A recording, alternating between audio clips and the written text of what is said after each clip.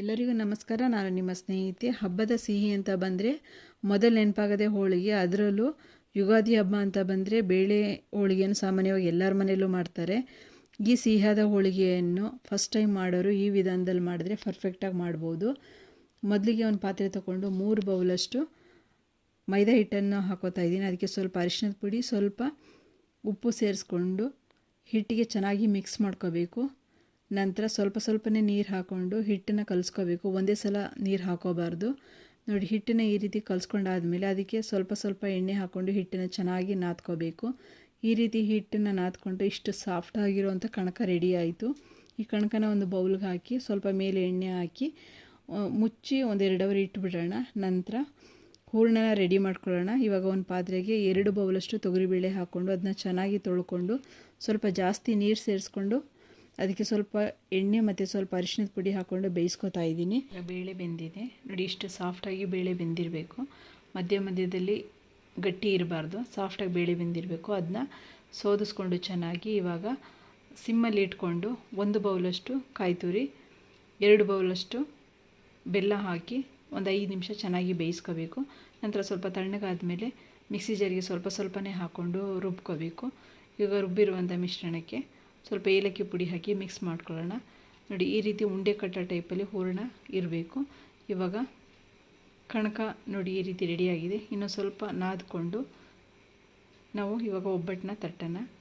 ಒಂದು ಪ್ಲಾಸ್ಟಿಕ್ ಮೇಲೆ ಸ್ವಲ್ಪ ಎಣ್ಣೆ ಸವರ್ಕೊಂಡು ನೋಡಿ ಈ ರೀತಿ ಹೂರಣಕ್ಕೆ ಎಲ್ಲ ನೀಟಾಗಿ ಕಣಕನ ಕವರ್ ಮಾಡಿಕೊಂಡು ಇವಾಗ ತಟ್ಟಬೇಕು. ಇದು ಎಷ್ಟು ತೆಳ್ಳಗೆ ಬೇಕಾದ್ರೂ ಸಹ ತಟ್ಕೋಬೋದು, ಅಷ್ಟು ಚೆನ್ನಾಗಿ ಬರ್ತಾಯಿದೆ ಒಬ್ಬಟ್ಟು. ನೋಡಿ, ಕಾದಿರುವಂಥ ತವಕ್ಕೆ ಸ್ವಲ್ಪ ಎಣ್ಣೆ ಹಚ್ಕೊಂಡು ಇವಾಗ ಒಬ್ಬಟ್ಟನ್ನ ಬೇಯಿಸ್ಕೊಳ್ಳೋಣ. ಮೀಡಿಯಮ್ ಉರಿಯಲ್ಲಿ 2 ಸೈಡೂ ಬೇಯಿಸ್ಕೋಬೇಕು. ಎಣ್ಣೆ ಅಥವಾ ತುಪ್ಪ ಹಾಕ್ಕೊಂಡು ಬೇಯಿಸ್ಕೊಳ್ಳೋಣ. ಇವಾಗ ತುಂಬ ಸಿಹಿಯಾದ ರುಚಿಯಾದ ಒಬ್ಬಟ್ಟು ರೆಡಿ ಆಯಿತು. ತಟ್ಟಕ್ಕಾಗಲ್ಲ ಅಂದರೆ ನೋಡಿ ಈ ರೀತಿ ಬೇಕಾದ್ರೆ ಲಟ್ಟಿಸ್ಕೋಬೋದು. ಮೇಲೊಂದು ಪ್ಲಾಸ್ಟಿಕ್ ಹಾಕ್ಕೊಂಡು ಅಥವಾ ಕವರ್ ಹಾಕ್ಕೊಂಡು ನೋಡಿ ಈ ರೀತಿ ಕೈಯಲ್ಲೂ ಸಹ ನಾದ್ಕೋಬೋದು ಅಥವಾ ಲಟ್ಟಣಿಗೆಲ್ಲೂ ಸಹ ಲಟ್ಟಿಸ್ಕೊಂಡು ಮಾಡ್ಕೋಬೋದು. ನೋಡಿ, ಎಷ್ಟು ತೆಳುವಾಗಿ ಬೇಕಾದರೂ ನಾವು ಬೇಯಿಸ್ಕೋಬೋದು ಒಬ್ಬಟ್ಟನ್ನ. ನೋಡಿ, ಈ ರೀತಿ ರೆಡಿ ಆಯಿತು.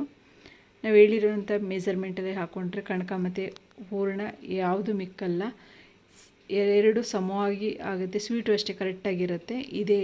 ಇದರಲ್ಲಿ ಮಾಡ್ಕೊಳ್ಳಿ.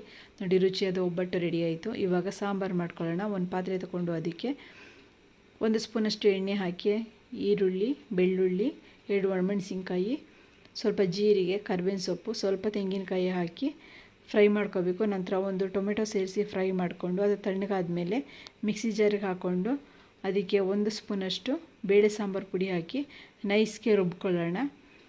ಇವಾಗ ಸಾಂಬಾರು ಮಾಡೋಕ್ಕೆ ಒಂದು ಪಾತ್ರೆ ಇಟ್ಟು ಬಿಸಿ ಆದಮೇಲೆ ಅದಕ್ಕೆ 2 ಸ್ಪೂನಷ್ಟು ಎಣ್ಣೆ ಹಾಕಿ ಬಿಸಿ ಆದಮೇಲೆ ಸಾಸಿವೆ, ಕರಿಬೇವಿನ ಸೊಪ್ಪು, ಜಜ್ಜಿರುವಂಥ ಬೆಳ್ಳುಳ್ಳಿ, 1 ಒಣಮೆಣಸಿನ್ಕಾಯಿ, ಸ್ವಲ್ಪ ಇಂಗು ಹಾಕಿ ಫ್ರೈ ಮಾಡಿಕೊಂಡು ರುಬ್ಬಿರುವಂಥ ಮಿಶ್ರಣ ಹಾಕಿ ಸ್ವಲ್ಪ ಫ್ರೈ ಆದಮೇಲೆ ಅದಕ್ಕೆ ಉಪ್ಪು ಸೇರಿಸ್ಕೊಂಡು ಬೇಳೆ ಕಟ್ಟನ್ನು ಹಾಕ್ಕೊಂಡು ಹುಣಸೆ ರಸ ಸೇರಿಸ್ಕೊಳ್ಳೋಣ. ನಂತರ 1 ಉಂಡೆಯಷ್ಟು ಒಬ್ಬಟ್ಟಿಂದು ಹೂರಣನ ಹಾಕ್ಕೊಂಡು ಇದೇ ಟೇಸ್ಟು ಸಾಂಬಾರಿಗೆ ಹಾಕ್ಕೊಂಡು ಚೆನ್ನಾಗಿ ಬೇಯಿಸ್ಕೊಂಡು ಕೊತ್ತಂಬರಿ ಸೊಪ್ಪು ಹಾಕಿದ್ರೆ ಒಬ್ಬಟ್ಟು ಸಾಂಬಾರು ರೆಡಿ. ಇದು ಹಾಗೇನೂ ಸಹ ಕುಡಿಬೋದು, ಅಷ್ಟೊಂದು ರುಚಿಯಾಗಿರುತ್ತೆ. ಈ ಸಾಂಬಾರು ಬೇಯಿಸ್ತಾ ಇನ್ನೂ ರುಚಿ ಜಾಸ್ತಿ ಆಗುತ್ತೆ. ಈ ರೀತಿಯಾಗಿ ಒಬ್ಬಟ್ಟು ಸಾಂಬಾರು ನೀವು ಒಂದ್ಸಲ ಮಾಡ್ಕೊಳ್ಳಿ, ಹೇಗಿದೆ ಅಂತ ಹೇಳಿ. ವಿಡಿಯೋ ಇಷ್ಟ ಆದರೆ ಲೈಕ್ ಮಾಡಿ, ಶೇರ್ ಮಾಡಿ, ಕಮೆಂಟ್ ಮಾಡಿ, ಸಬ್ಸ್ಕ್ರೈಬ್ ಮಾಡಿ. Thank you.